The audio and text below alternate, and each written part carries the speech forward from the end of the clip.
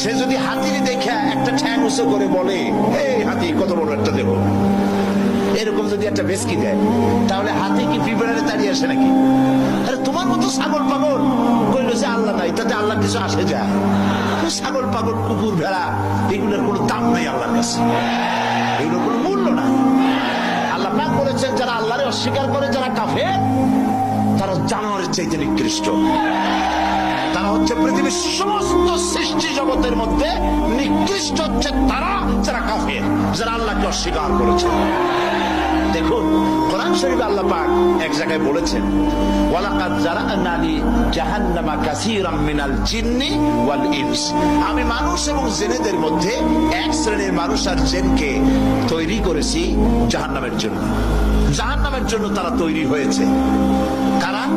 লাহুম কুলুবুন লা ইয়াফকাহুনা বিহা, যাদেরকে